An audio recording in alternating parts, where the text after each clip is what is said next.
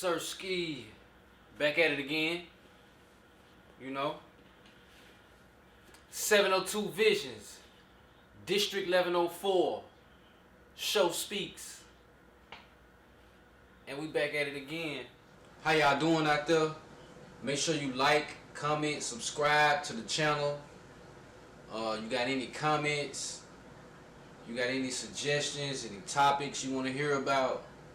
You know, just shoot them in the comments, inbox, email, whatever the case may be. Any of my social media platforms, you guys can reach out, man, and just fuck with me and you know what I'm saying, engage, and we're gonna build this thing on up. So today, once again, I usually have an interviewer to bounce off of, but sometimes it just be spur of the moment. The shit hit me, and you know I'm going right in with it. You know what I'm saying? It be off the top. It don't be too much really rehearsed. You know, when you stay ready, you ain't gotta get ready. So you know, intellectual wise, you know, I just try to be, you know what I'm saying, shit like a light switch. You know, I try to control it, man. I turn it on, I turn it off. So we're gonna get into it. Alright. First of all, if you haven't heard, and for those who that were involved in putting this event together, and the event that which I'm speaking on is Chattanooga Hip-Hop Summit that was going on this week. Good vibes, a lot of familiar faces. I seen a lot of people I haven't seen in years. That was good. Didn't really plan and prep how I should. You know, my shift, it caused me not to participate in a bunch of the, you know, festivities that was going on, but I caught one night. I caught one night at the Bessie Smith Friday night, and it was a good vibe, man. Real good vibe, man. And I really was, you know, I was looking at everything that I could see, you know what I'm saying, even though I couldn't attend physically. But social medias, in websites, all different kind of platforms. You know, I was following those and trying to keep up with much as I could. You know, it didn't do me no justice. If you wasn't there, you missed out. You know what I'm saying? These type of events, they don't usually come to the city. This is, I think, number 2. Started last year, and this was the 2nd annual. I'm pretty sure to get better and better. More participation, more sponsors, more love, more action. I just want to congratulate everybody that first and foremost came out and was a part of it. You know, salute to y'all. You know, from what I seen that one night and from what I seen throughout social media platforms, everything was good. Everything looked good. Was set up, structured. You know, of course, everything can be better, and I'm expecting it to be better and better each year. The list of people that attended, far as speaking on panels, far as doing interviews, far as speaking, it was I couldn't be mad at it whatsoever. You know, Wendy Day, I'm sure you guys know her. If you don't, she's a very, very prominent deal maker. Been in the game for I don't know how long, been doing this for I don't know how long, and she is one of the pioneers of this shit, man. So it was good to see her. It was good for the people of Chattanooga to get to ask her some questions and get some game from her. We also had special guests like Starlito, Young Ralph. We had Fabo in the building. We had record execs, marketing execs. It was a guy from Motown Records. I forget his name. It might come to me while I'm recording. And the panel was good, and a lot of good information, a lot of gems. I'm sure it was being dropped, and it was just a good look, man. Shout out to everybody involved.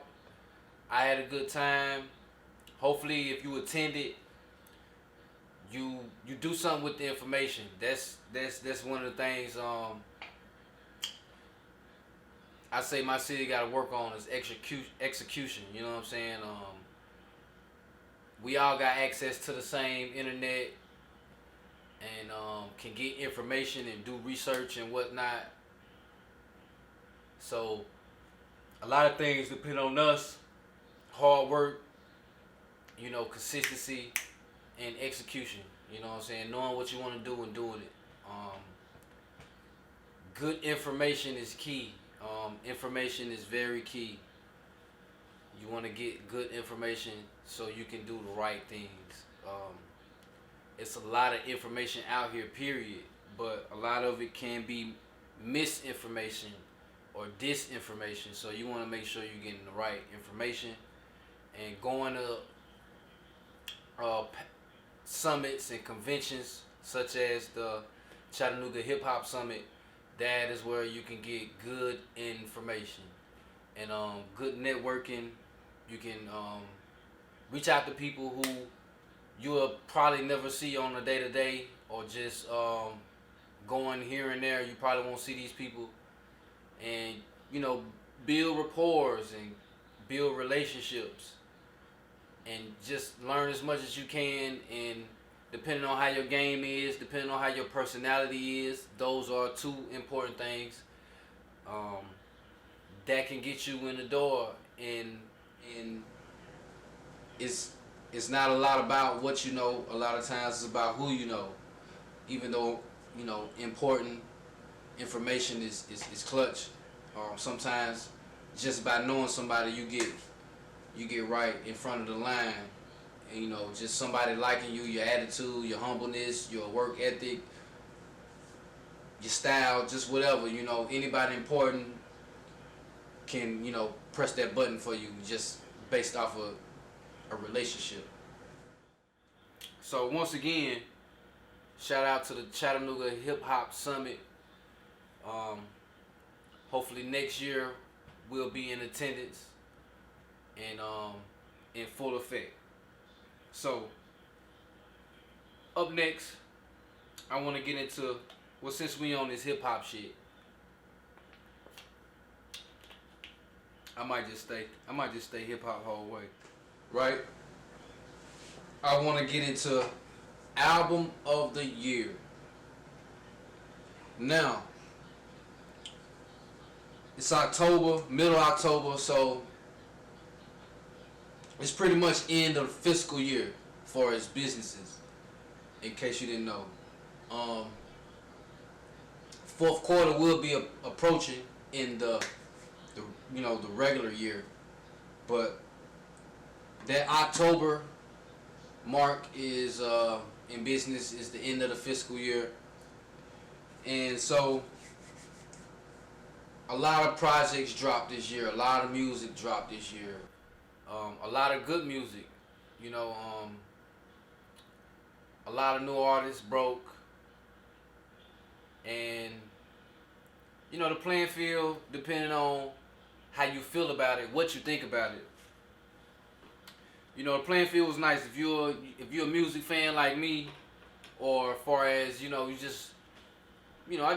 I'm in tune with the music. You know what I'm saying? No cap. So I'm always listening for that next person or that next hit or that next project, and just being a connoisseur of the music, the business. The critiquing it like I'm doing now, and just the nuances of shit. You know what I'm saying? So album of the year. Well, mine, hands down, Future. Future has the best album so far. If you ask me, this year, 2022, this has been his year. He didn't get caught in Rico, so that was great.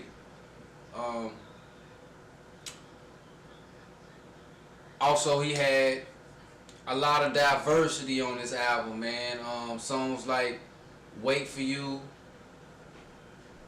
songs like "Love You Better," you know, "Puffin' on Zooties." I can go on and on. 7:12 p.m. Like I can go on and on about this right here, man. Hands down, the best collection of work this year that was put out. Future been hot as a firecracker. 2022, you won't find you won't find a hotter artist this year than Future.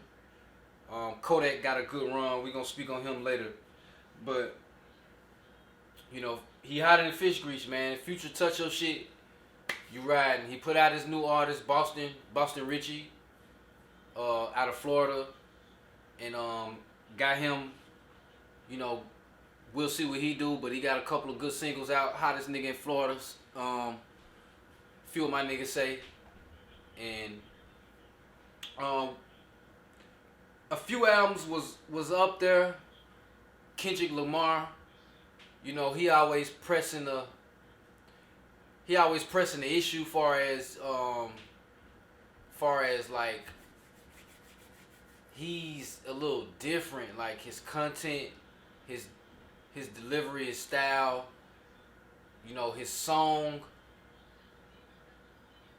topics, just his optics period is just it's all the way different, and he didn't disappoint. The title of his album, it was real tempting, real tempting. I liked it. Mr. Morale and the Big Steppers. That's one hell of a title. I liked that title, and it was a double disc. So he gave you a whole lot of songs. And depending on where you at with it mentally in your overview of life, that depends on how much you like this album. If you a real hardcore backpacker, you probably like this album. If you a 808 trap, hood type of vibe in your music, then you probably didn't like this album at all. And if you into that conscious music, positive, not a lot of cuss words, a lot of substance and subject matter in his songs, if you one of those people, then you absolutely love this album, because that's what Kendrick Lamar pretty much give you in totality whenever he's delivering. When he delivers, his songs are like they're real inspirational. Haven't heard an anthem from Kendrick Lamar. I don't think he going in a booth with that type of direction. I think he's very, very conscious, and he's definitely not like get in the booth and just spit. It is time and a lot of thought in his songs, and he's definitely writing and penning those and taking time with the songs. He's not making no 10-minute songs, 15-minute songs, or what. Well, when I say that, I mean the time it takes him to record it. He's not going in just freestyling and dropping something real quick. He's not even punching in. Like, he's really going in depth with the bars and the detail, what he's saying. He's very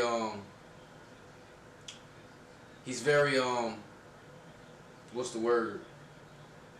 He's very mindful of what he says on songs. That's one thing you can tell about Kendrick Lamar. Chris Brown. Chris Brown dropped, and as always, hands down, you know, he's just gonna give you that dope, man. He's just gonna give you that dope. Now, never mind the character. I tell people all the time, just listen to the music. Don't buy into the character. And so that's why I do with pretty much all the artists. I just listen to the songs, and I try not to buy into the character. Chris Brown well, let's just say his music don't match the character that he's playing, or the image that he's giving out. But he's still that dude. Ain't lost a step. Very, very talented. He's great at a lot of shit. Sort of like myself. Good at a lot of shit. Can do a whole lot of things. You know, you got people who good at one or two things, maybe. Great, let's just say great at one or two things. And then you got people who good or very, very above average, close to great at a lot of things. And this is what Chris Brown is, vocally, song-wise, subject matter. It don't even fucking matter. You know, he delivers. You know, when Chris Brown get on a song, it's usually, whether it's his song or a feature, it's usually his song now. Once he done got on it, it's his song now. So, features like that also didn't come in the game like that, wasn't always like that, just like Chris Brown, but through years and years of being that man, shit just come like that now. Like, you can't help it. You know, when the better you are, the more easier shit get. The more dominant your presence is on a track. You know what I'm saying? Like, not in person, but musically, recording wise, like, they really dominate songs. And Chris BREEZY always been one of those people. He has, I would say, I say he had the second best album. It goes Future, Chris Brown, Kendrick Lamar, and Kodak Black. Kodak Black definitely had a nice EP or album. He definitely had a nice album. I like a lot of tracks on his album. He's a sneaky good dude. Like, you really wouldn't know how good this guy is unless you just really lock into his song and disassociate his character from the music. When you do that, you have no choice but to give Kodak Black his props. And you know, you get rid of some of the antics, some of the look, and you can buy into the music, and bruh be dropping some shit. The voice is really different, and I don't know, he just got an edge to him that I personally kind of like. So those are my top 4 albums this year. And there you have it, as far as album of the year. If I can throw in maybe one more, it probably would be Lil Baby. But Lil Baby just dropped. You know what I'm saying? Lil Baby just dropped. I wanted to put him in there. I wanted to put Lil Baby in there, but he just dropped. And we got to give it time to circulate and do his thing. So that's the only reason you ain't in there, Lil Baby. You know what I'm saying? But other than that, Future my number 1. Chris Brown number 2. Kendrick Lamar number 3. Kodak Black number 4. Next we're gonna get into, since we on album of the year and shit, since we talking about songs, you know what I'm saying? Alright, BET Awards was I think like a few weeks ago, or maybe about a week ago, wasn't that long ago. And Song of the Year was the category, and Big Latto won with Big Energy, which, you know, Kodak Black, he got on Twitter and, you know, he just said how he felt, you know what I'm saying? And he wasn't fucked up. He wasn't fucked up with not winning, but the song that actually won, that's what he was fucked up about. Latto, Big Energy, Song of the Year. No slight to her, no disrespect to her, no shit. But nah, that wasn't it. That wasn't it. If you was just trying to give it to a female BET, you should have gave it to GloRilla. Like I don't think it's a song bigger than Fuck Nigga Free this year. Hands down, like that's hands down top 3 biggest song of the year. So if BET was going the route as, okay, we're gonna pick a female to be song of the year or to win certain awards, cause you know it's politics and that shit.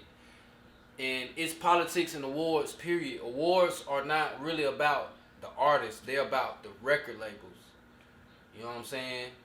So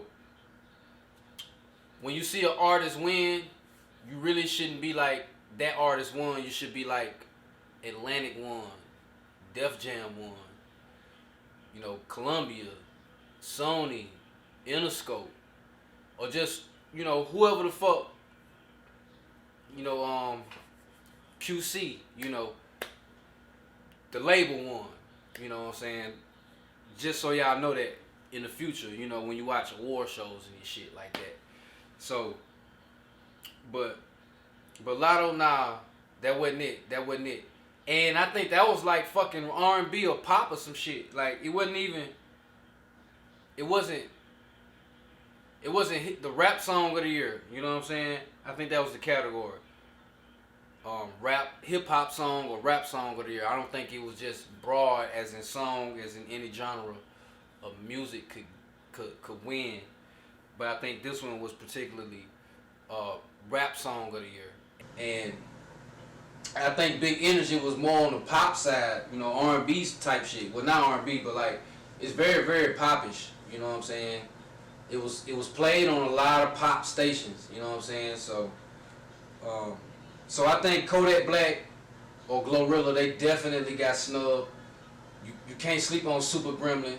Super Gremlin was a smash, a bona fide smash, and it ain't a hotter artist out right now than Kodak Black. Kodak Black probably the hottest artist right now. That man on every fucking song, he on every video. He's on like he on that trajectory he was on before he got locked up. On all the features, all the hit records, all the videos, you know, all the streaming songs. So he on that trajectory, and I agree with him. If you ain't gonna give it to me, you should have gave it to GloRilla, man. At least she had an anthem, and you know he dead on with that, man. Like she had a real, come on, man. It's not a female, man. This is an anthem. I honestly think that was the record of the year, but it's politics. Maybe they didn't want that young girl to win so fast because she just came out. You know what I'm saying? Who knows? But I'm willing to say, sales-wise, Billboard-wise, chart-wise, like Super Gremlin and Fuck Nigga Free was probably better than that. I ain't checked the numbers. I can check them on my phone, but we ain't gonna go into all of that shit right now because I'm recording live. So yeah, I'm willing to bet. Like I'm willing to bet by this. The best Big Energy probably did was probably top 5. You know, I'm pretty sure Fuck Nigga Free hit harder than that. and Super Gremlin hit harder than, 5 Hot 100 billboards. You got a lot of charts it can be on. You got a lot of categories it can be on. Most stream. I'm guaranteeing, these two songs did better than what actually won the award. So, but shout out to all artists, Big Latto, especially you. You young, you doing your thing. I remember when you was on the show with my little nigga Can Cool, and just to see you, blossom like that. That's straight. Keep doing your thing. But nah, you didn't deserve Song of the Year. Not from a fan wise. Of course it's already registered. It's already official. But well, we just kind of disagree on that one. All right, staying on topic. Like I told you, like I usually try to balance out the topics. Give some on this, give some on that, but today all of them just kind of fell in unison. All hip hop shit. So, alright, DaBaby came out with a new song. Well, he actually came out with a project, and people saying he blackballed. He had that incident. He had the incident at the show with the LGBTQ, the Alphabet Boys, and they on his head, they on his helmet, and he received a lot of backlash, and he kind of been coming out, getting back out, doing his thing again, and he back with an album, and one of the songs, he mentioned that he hit Meg Thee Stallion before her incident in 2020 with the shooting shit with Tory Lanez. So we all know pretty much the story about, Meg and Tory Lanez and how they were, entangled. They had entanglement type shit, you know what I'm saying? And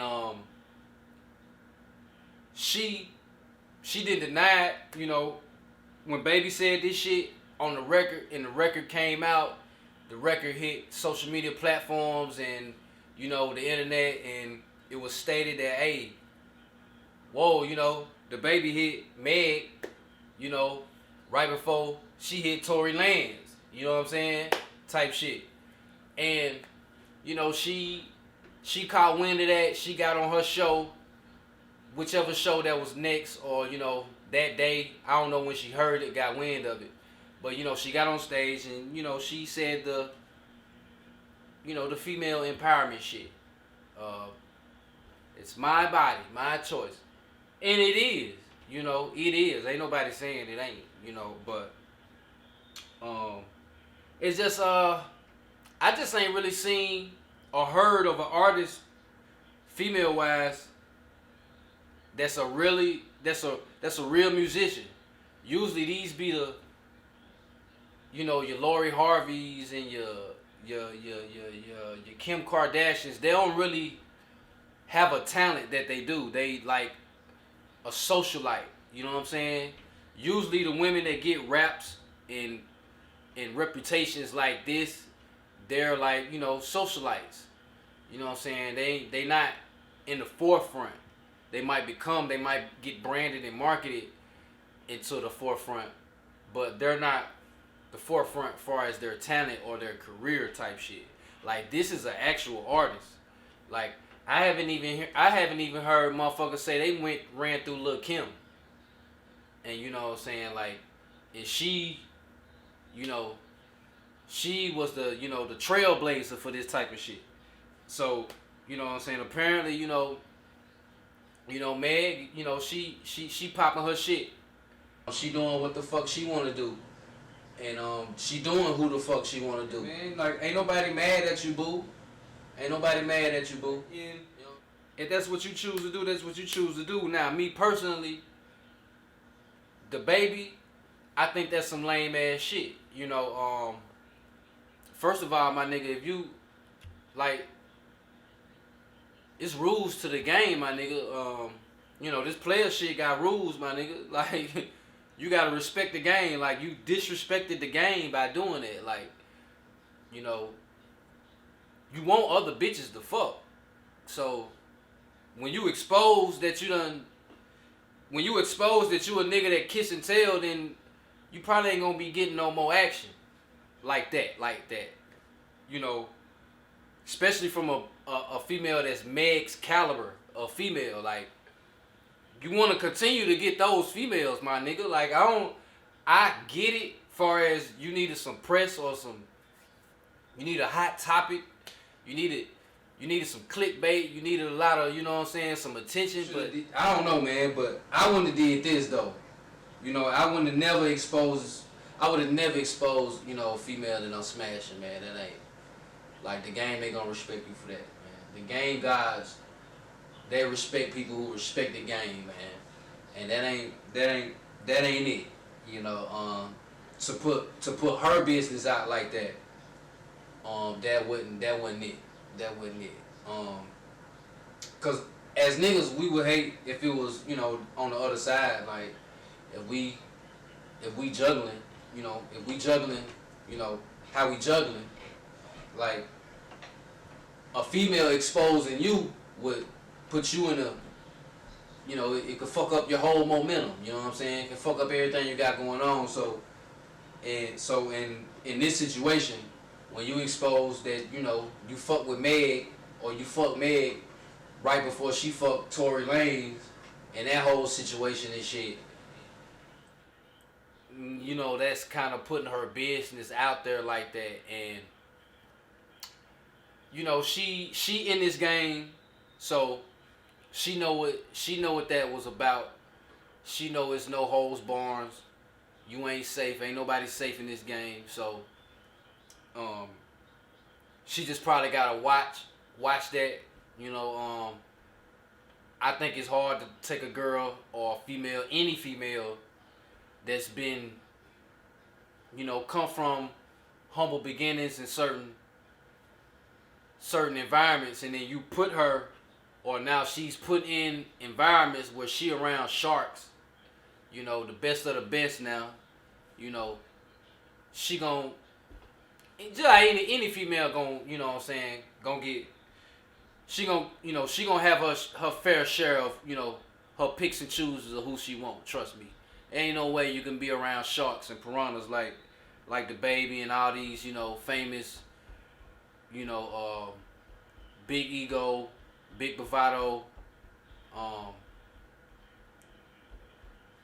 big money, big status, big names. You ain't gonna be able to put too many females around that much pressure and her not fold. So I don't really look at it too much, but this might just be something she wanna, you know, clean up a little bit. They say she, you know, she like to drink and be, you know, flirtatious and, you know, just real promiscuous type thing. And, you know, maybe she, you know, straighten up on that and won't get caught up in no shit like that. You know what I'm saying? So, piggybacking off of that, you know what I'm saying? Piggybacking off of that, though, since we talking about, you know, exposing and somebody, girl getting hit and all this shit, quiet as kept. Allegedly, rumor has it that it's a sex tape with Pimp C and Beyoncé from back in the day. You know what I'm saying? They both from Houston, and Beyoncé is a UGK Pimp C fan. Now, the conspiracies are through the roof. You know, conspiracies are through the roof. I ain't gonna touch on that. I don't really, when I'm doing show speaks, I don't go in my conspiracy bag, my metaphysical bag. I don't go in my, you know what I'm saying, my conscious bag. I'm reserving that for a different type of segment when I talk my shit. So all of that, I ain't gonna I ain't gonna go into depth on that end, but just, you know, this is some juicy shit. You know what I'm saying? If you think back on it, if you see certain tapes, there is a tape where Beyonce Knowles' father did approach Pimp C and tell him, "Hey, don't fuck my daughter." If that was the case, those words didn't mean a fucking thing. You know, ain't no stopping it. You know, ain't no stopping it. You know what I'm saying? Ain't no stopping it. If that's what she wanted, it ain't no stopping it. You know what I'm saying? You know, if Beyonce wanted, if that's what she wanted and that's what she did, and allegedly if this did happen, then, you know, it wasn't no stopping it. And that's just something to think about, you know, when you know certain things. You know, rest in peace, Pimp C. His death was very, very mysterious. You know, a lot of people had a lot of things to gain. Who would have did it? Who could have got close to Pimp C and really, you know, dropped that bomb on him like that? Cause, you know, Pimp C was a very, very guarded dude, and he actually didn't fool with Jay-Z like that. You know what I'm saying? And he was on one of Jay-Z's biggest songs. You know, he had the most legendary 8 bars of that song. You know, him. So if you notice in the Pimp C video, in a Big Pimpin' video, Jay-Z and Pimp C was not even in the scene together. He actually wasn't even finna do the video. They had to beg the man to do the video. Now, why would that be an issue? When you on the song, this is Jay-Z. It's a lot of shit, man. If you ain't up on it, if you ain't detailing shit, if you're not a person that can put 2 and 2 together, then you might not get it. But that's just something to, you know, that's just something that's out there. Y'all can go further into it like I have, and, you know, get your own conclusion, get your own perspective. And 702 Vision, District 1104, Show Speaks. You know how I do. Like, comment, subscribe. Fuck with your boy on all levels. I'm legit, and only gonna get better and better. So, like I said, 702 Visions, District 1104, Show Speaks. We out.